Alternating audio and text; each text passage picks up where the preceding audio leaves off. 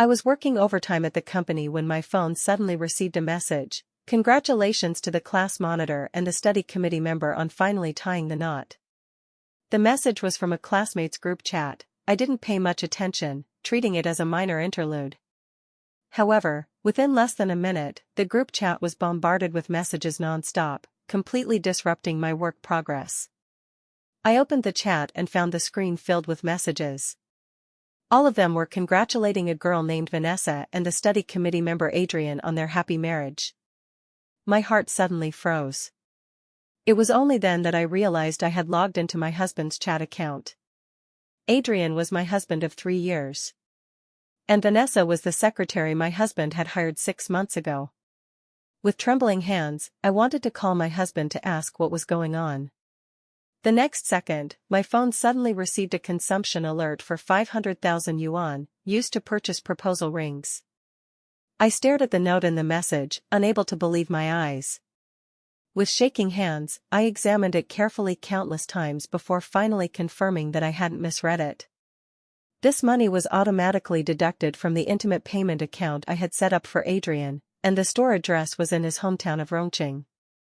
But my husband had clearly taken a flight to Switzerland yesterday afternoon. He had sent me all the details, flight tickets, hotel, project itinerary, everything meticulously. And this morning, he had just sent me a photo from the airport in Switzerland, reporting that he had arrived safely. How could such information appear? With a suffocating tightness in my throat, I opened that group chat again.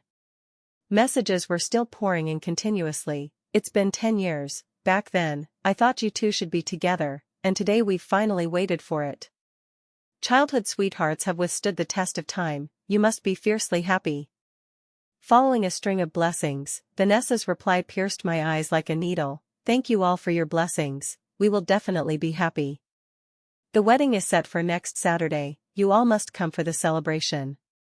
Subsequently, she posted a photo of the two holding hands. The ring on the ring finger was engraved with DR, and the style and purchase price matched the consumption alert exactly. Although faces weren't visible, one of the hands was all too familiar to me. There was a faint brown mole at the knuckle, a scar from 3 years ago when he was burned by the oven while learning to bake a cake. I had held this hand countless times before sleep, tracing the lines of that scar. It was my husband, Adrian. I stared at the photo, the light from the phone screen reflecting on my face like ice. After a long pause, with trembling hands, I dialed his number. The call was answered almost immediately. Adrian's face appeared on the screen, smiling brightly, his voice still the familiar gentle tone. Sylvia, why the sudden call? In the video, his hair was still dotted with fine confetti, as if he hadn't had time to clean it up.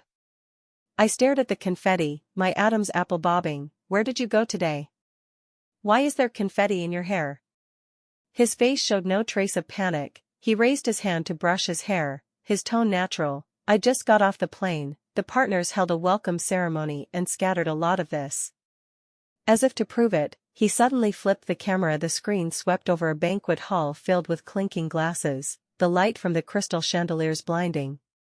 It only swept for 2 seconds before turning back, and he blinked at me. Sylvia, do you miss me? I'll handle things here as soon as possible and come back. Be good, you'll have to sleep alone for these few days. I tried to make my voice sound calm. Okay, it's been raining there lately, remember to bring an umbrella. Thanks for the reminder, wife. He smiled even sweeter. There's still some business here, I'll get busy first and call you back when I'm free. Without waiting for me to say another word, he had already hung up. I looked at the call log labeled husband, my finger hovering over the screen, unable to press down. The clothes he was wearing weren't the business suit he reported in the morning, but a white suit. Last month, I had seen it on his phone, a custom-made luxury item worth millions that took 3 months to make. When I casually asked, he smiled and said it was for his childhood friend's engagement next month, asking him to reference the style. At that time, there was a complex emotion in his eyes, which I took as envy, and I felt guilty for a long time. 3 years ago, to show my parents that he wasn't living off me, he chose to start his own business. He swore to build his own career before marrying me. I was deeply moved, pulled him to the Civil Affairs Bureau to get the certificate. I tucked the 2 red booklets into my pocket, looked at him, and smiled. I'm not afraid of you being penniless, as long as you love me, that's enough. Later, when the company was on track, I wanted to hold a makeup wedding, but he postponed it multiple times citing busyness. Now I understand, he deliberately delayed because he didn't want to hold it with me. His ideal partner was never me, he even found it unnecessary for me to appear in his social circle. The phone vibrated. It was a message from Adrian. Wife, I just passed by the mall and saw a necklace and bracelet that suit you perfectly. I bought the couple's version, wait for me to come back, and we'll wear them together. The message was followed by several photos. The necklace style was the minimalist one I liked. Looking at those heart emojis, my heart felt swollen as if soaked in something sour and painful. In these years of marriage, he treated me impeccably. Every morning at 7, warm milk at exactly 45 degrees, since I sleep lightly, he would light sleep-aiding incense every night, burying the scents, yet always ensuring I had a dreamless night. Knowing my weak spleen and stomach, he specially learned traditional Chinese medicine dietary therapy, and every Wednesday's pork rib soup must include poria and yam. All my preferences were noted in his phone's memo. Even if I casually mentioned a certain brand of chips has a new flavor, it would appear in the snack cabinet the next day. With such a good husband, I couldn't understand how he could cheat. Emotions continuously challenged my rational mind. When I regained clarity, my phone had already placed an order for a train ticket to his hometown. I wanted to ask him face to face, why exactly? The waiting room broadcast was announcing stations. I pinched that thin ticket, my fingertips turning white. At that moment, Adrian's call came in. Wife, the project here in Switzerland ended early. His voice carried excitement. I bought a ticket for tomorrow morning, I'll see you tomorrow. I brought you lots of gifts, including that chocolate you mentioned last time, and... I listened to him rambling on, looked down at the ticket in my hand, and suddenly found it somewhat ridiculous. I tore the ticket into pieces and threw them into the nearby trash bin. Okay, I'll wait for you at home. On the drive home, the streetlights stretched my shadow long, only to be crushed by the wheels. Pushing open the door, the wedding photo on the living room wall was glaring. In the photo, he wore a rented suit, smiling contentedly, nestled beside me. The phone suddenly popped up a friend request, noted as Vanessa. I stared at those 3 words for half a minute and accepted. She didn't send a message, but her Facebook updated at that moment. The caption was my true love, below was a wedding photo. Adrian in a sharp suit, head resting on Vanessa's shoulder, both smiling sweetly at the camera. Adrian commented below, after all the twists and turns, we've finally come together. That comment's avatar was identical to the husband avatar in my Facebook. I felt like something gripped my heart, my fingertips stiffly clicked on that avatar. As expected, it jumped to Adrian's homepage. The chat box still paused on his message, brought you chocolate. My taut nerves snapped completely at that moment. I sat down on the floor in a daze, my back hitting the coffee table leg, but I felt no pain. At that moment, a message from my best friend popped up. Sylvia, where are you? I was dining with a client today and saw someone getting engaged here. That groom looks exactly like your Adrian. My replying fingers were shaking. Send it to me? Okay. 1 minute later, my best friend sent a video. In the video, Adrian was wearing the white formal attire from today's video call. Standing on stage, crying as he accepted the ring handed by Vanessa. Vanessa said, "Give me a chance to take care of you, I want to spend the rest of my life with you." Amid the crowd's cheers, they embraced and kissed passionately, with voices in the background shouting, "Kiss! Kiss again!" My hand gripping the phone tightened fiercely, knuckles turning white. My chest felt like a blunt knife had been inserted, stirring bit by bit. I sat in the living room all night, rehearsing countless times in my mind what to do when I saw Adrian. Should I hysterically argue, quietly leave, or pretend I knew nothing? 5 years of dating, 3 years of marriage. We had almost occupied each other's entire youth. I dared not imagine what my life would become without him. letting go easily, yet unwilling to abandon years of emotions. But the bit of self-respect in my bones made me unable to pretend not to see that crack. I got up to wash, combed my hair neatly in front of the mirror, wanting to have a dignified talk with him. But from morning to evening, Adrian didn't return. I messaged him, and soon received his video call. Wife, sorry, there's a small issue with the project here, might delay another 4 or 5 days. His face carried apology. I had a delivery by your favorite soy sauce stack, it should arrive soon. As soon as he spoke, the doorbell rang. Opening the door, it was indeed the delivery, holding the familiar soy sauce stack. Adrian watched in the video, smiling and asking, "How is it? Still hot, right? When I'm not home, you still need to eat on time, don't stay up late all the time." He rambled on. I looked at that soy sauce stack, which I used to find fragrant every time, but now it felt choking in my throat. All the questions were stuck in my throat, unable to come out. Very good. I squeezed out 2 words from my throat. Adrian seemed to notice something off, his tone softening. "Sorry, wife, I misestimated the progress. I'll handle it as soon as possible and go back early, okay? By the way, in half a month it's our 3rd wedding anniversary, I'll definitely rush back to spend it with you." I looked into his eyes, which once held the light I knew. Finally, I couldn't help asking, "Adrian, do you like me?" He was stunned for a moment, then smiled. "Wife, are you silly? You're my wife, if I don't love you, who do I love? In this lifetime, I love only you. Then if you betrayed me?" Without any hesitation, he extended 3 fingers, making a swearing gesture in front of the camera. "In this lifetime, I could never betray you, unless you don't want me." I wasn't convinced and asked again, "What if? What if?"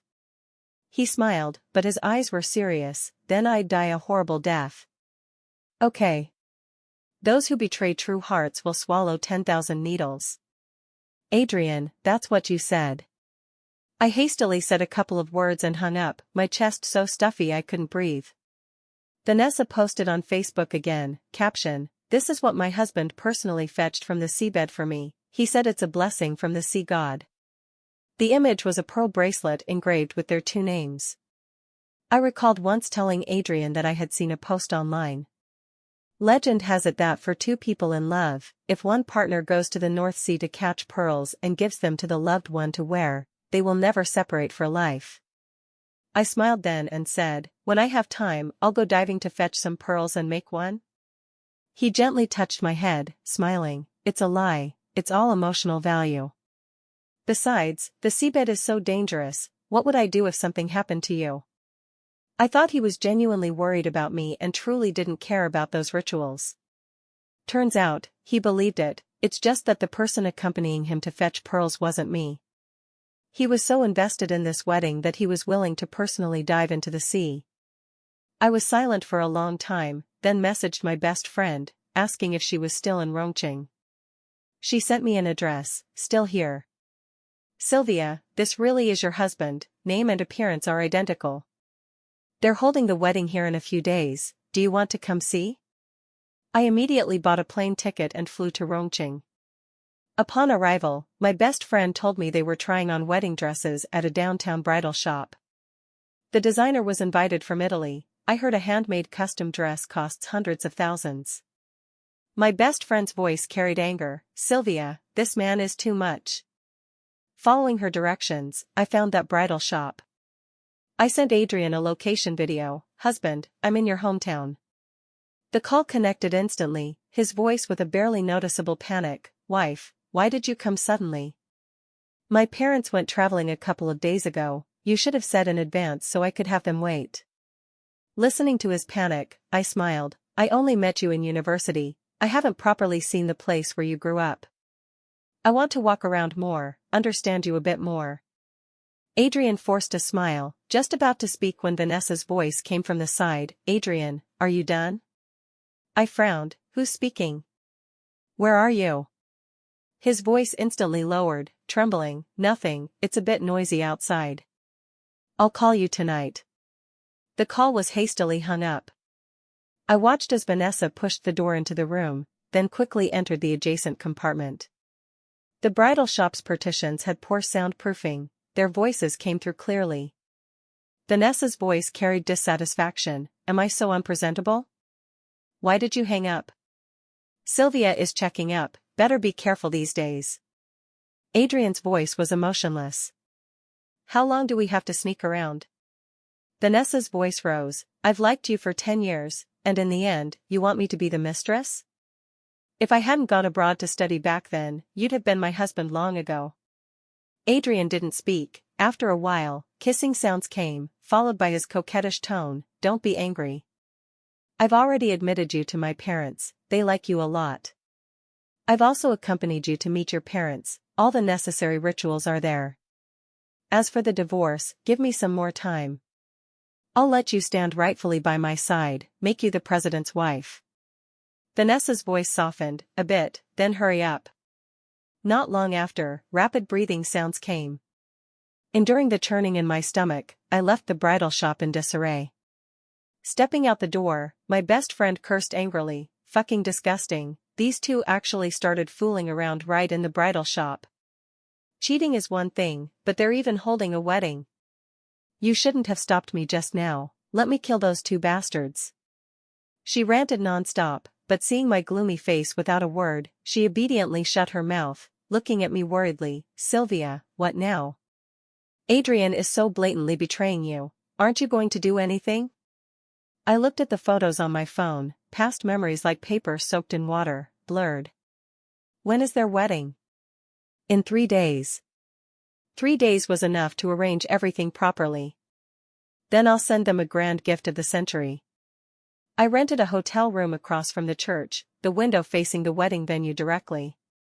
In these 3 days, Vanessa didn't send me a single message, but her Facebook updated frequently. I looked at the photos she posted. Adrian patiently accompanying her to pick wedding rings, under the jewelry store lights, his profile gentle like a painting. They went to buy the 3 golds, Adrian personally put the gold bracelet on Helen, he even gave Helen the jade gem I had searched for a long time last year. And the antiques I collected, the vase worth 200 million, he gave to Richard. As for Vanessa, she gave nothing to Adrian. But he transferred all his company shares to her name. Vanessa posted all of this on Facebook. Adrian commented below, you waited for me 10 years, I'm willing to give you everything, to show you my sincerity. These days, they selected venues, took wedding photos, met parents, booked banquets, every step taken so seriously. Finally, the wedding day arrived. Early in the morning, the church began decorations, balloons, and flowers piled like a mountain. I messaged Adrian, when are you coming back? I miss you. His message came back quickly, voice very low, soon, back tomorrow, today wrapping up the last bits. Be good and wait at home. Looking at the phone, I sent a voice message, these days you're away, I prepared a surprise for you. The express will arrive today, remember to sign for it. Adrian's message came back quickly, with panic, okay, I know. You get busy, I won't disturb you. Not long after hanging up, my best friend came over to ask, what did you send them? I bribed the staff there, right after he finished the call with you. He immediately called a foreign friend on business in Switzerland, instructing in English to help pick up the express and send it to her after unsealing. I smiled faintly, their surprise. He didn't know, the address I filled wasn't his hotel in Switzerland, but the wedding venue here. The gift I sent must be signed for in person. I changed into my most appropriate dress, applied exquisite makeup.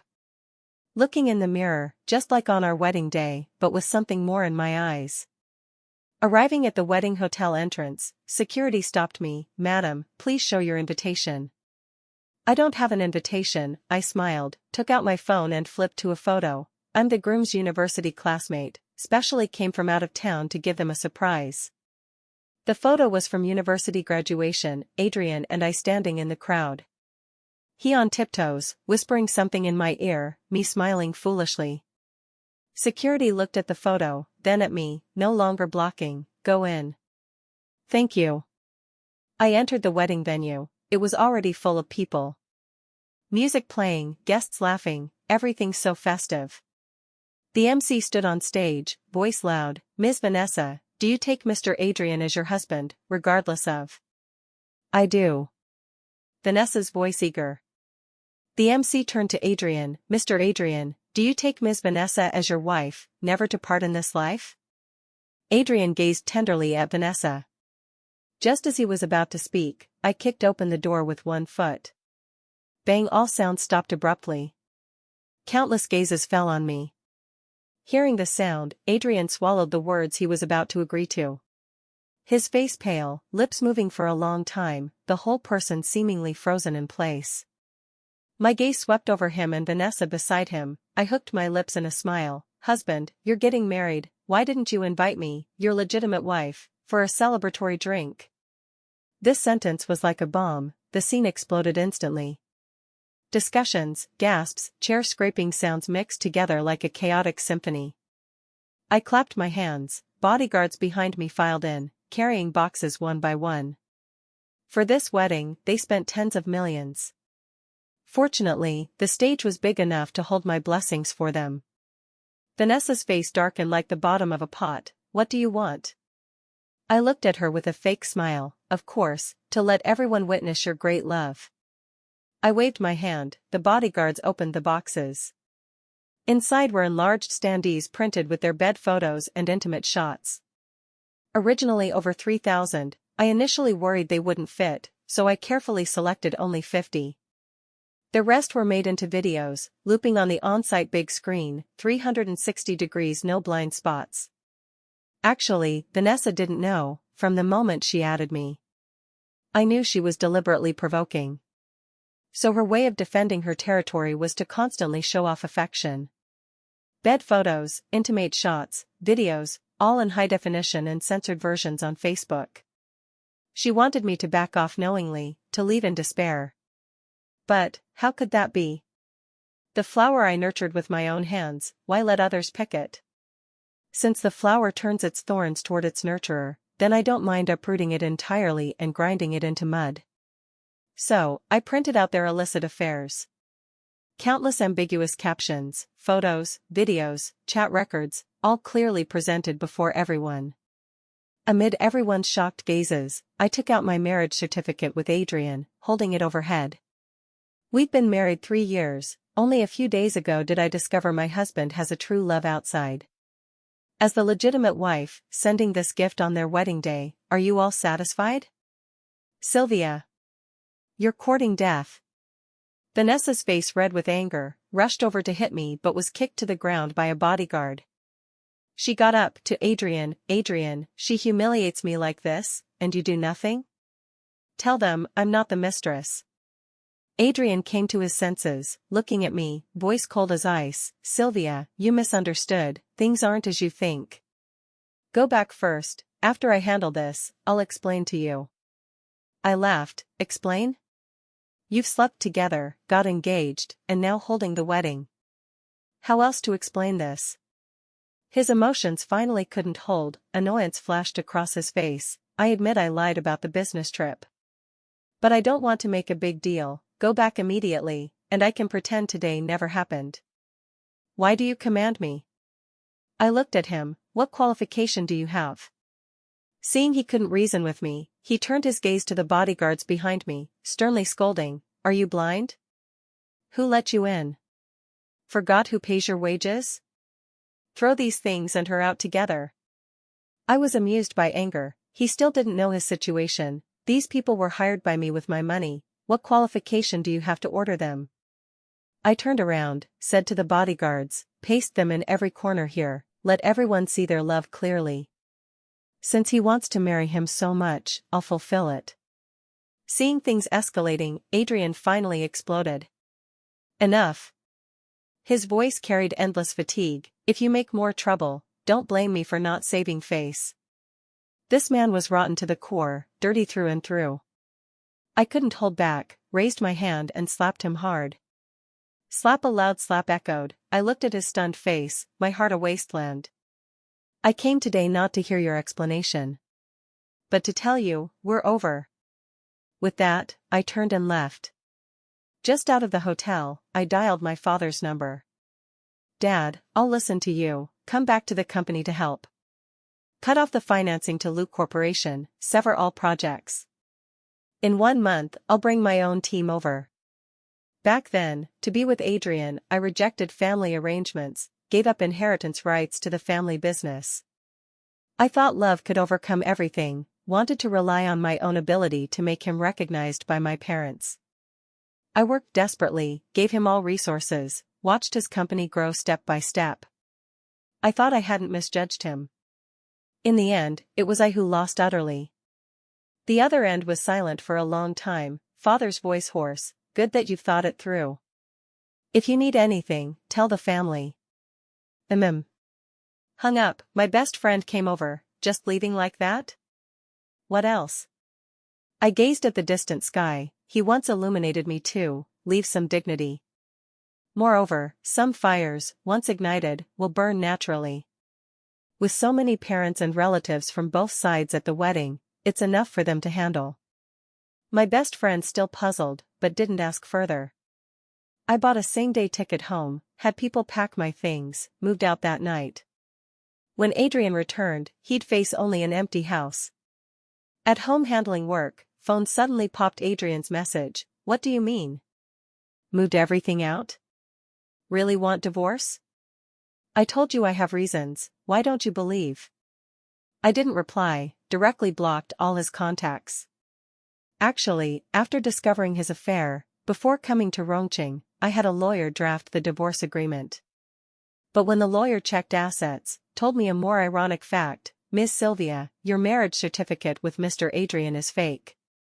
At that moment, all love and hate seemed drained, leaving only numbness. I tore up the divorce agreement, feeling only that I owed myself an explanation. The next day, I went to the company for handover. Pushing open the office door, Adrian sat in my position. His eyes full of red veins, looking like he hadn't slept all night. "Why is your phone off? Why no reply to messages? Where did you move to? I explained to you, why won't you believe? Haven't I been good enough to you these years? Must you treat me like this?" His barrage of questions came, I calmly placed the resignation report before him. I won't share a husband with others. Moreover, our marriage certificate is fake, no need for divorce. After today, we have no relation. He was stunned, a flash of panic in his eyes. "You know everything?" I smiled bitterly, "You've never loved me, I only understand now. Wish you, get what you want." I turned to leave, but my wrist was gripped tightly by him. "You can't go." "I don't agree." At that moment, Vanessa pushed the door in. Seeing us tugging, she immediately put on an aggrieved expression. "Ms. Sylvia, this isn't Adrian's fault, it's all mine. Back then, to save him, I injured my body and can't have children.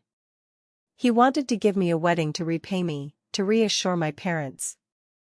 Blame me if you must, don't make it hard for him." A flash of guilt in Adrian's eyes, his grip on my hand loosened. "It's not your business, I did it willingly. Looking at me, if she doesn't accept, let her go." Watching their duet, I only felt disgusted. "Don't act in front of me. I don't care to see such dirty things." With that, I shook off his hand and left the company without looking back. After handling everything, I returned to the Wen family. Parents stood at the door waiting, worry in their eyes unconcealed, but didn't ask much. "Dad, Mom, I'm back. We separated. From now on, he's not your son-in-law. I'll work hard, take care of you." Mom came over, gently hugged me. "Good to have you back, as long as you're well, we support you." I returned to my own company, taking over everything as the heir. Coming back with me was my core team of 5 years. To better move on from this relationship, I devoted almost all my time to work. In just half a year, I led One Corporation to new heights. And thoroughly buried that false marriage in the past. As for Luke Corporation, without our family's support, the capital chain broke quickly. Core employees jumped ship one after another, suppliers came daily to demand debts. Vanessa knew nothing but sweet talk. Company matters all pressed on Adrian alone. He ran everywhere possible to pull financing, but the market only looks at interests. No one willing to help a company about to collapse. In less than half a year, Lu Corporation was on the brink of bankruptcy. The Su family not only didn't help but daily asked him for money. "Adrian, your brother wants to buy a car, give some money? I fancy a bag lately, buy it for mom?"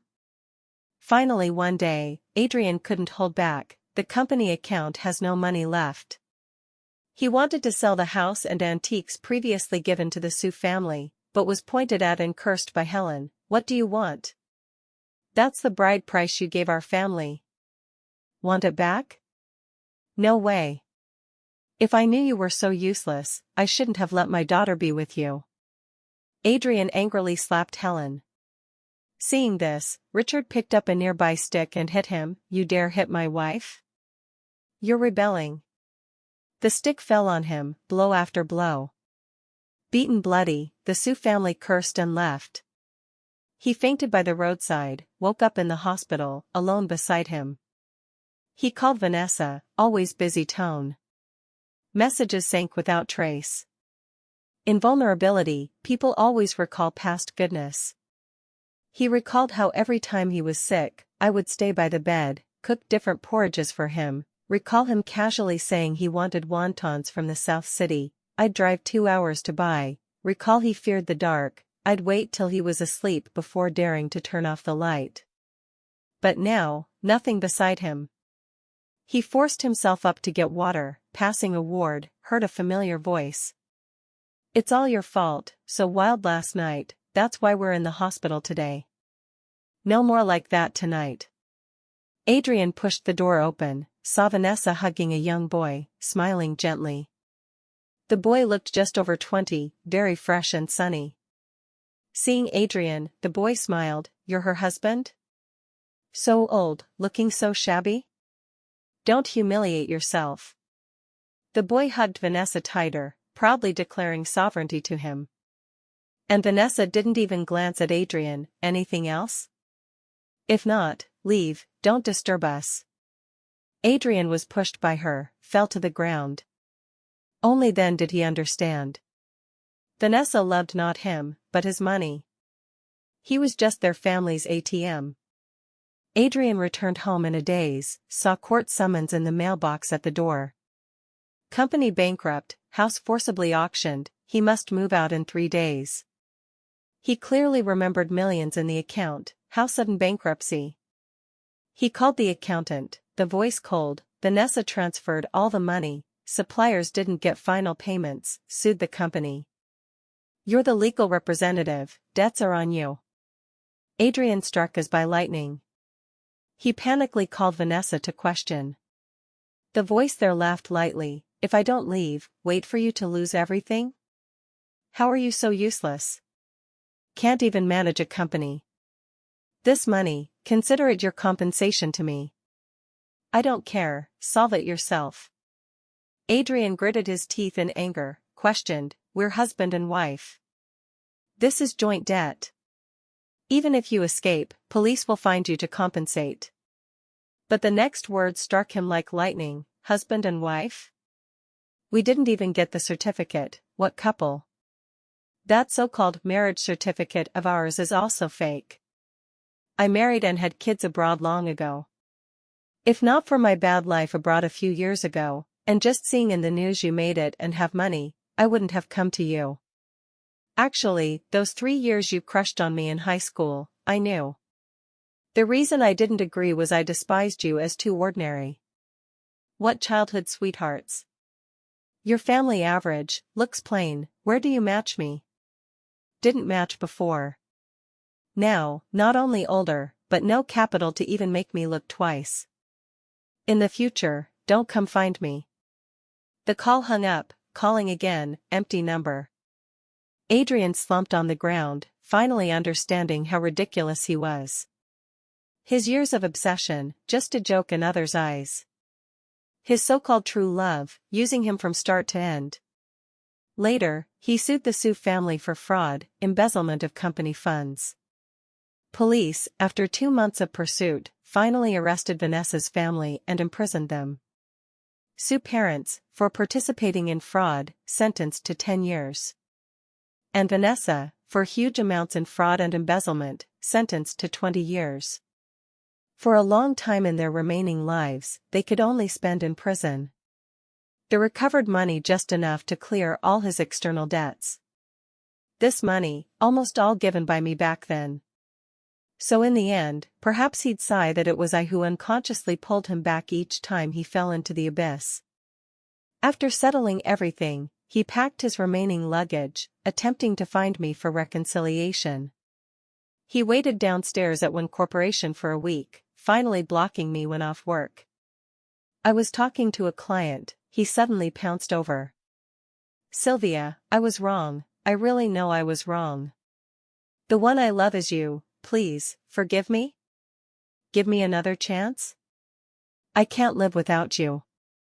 Looking at his haggard appearance, I frowned, had bodyguards pull him away. "Adrian, we ended long ago.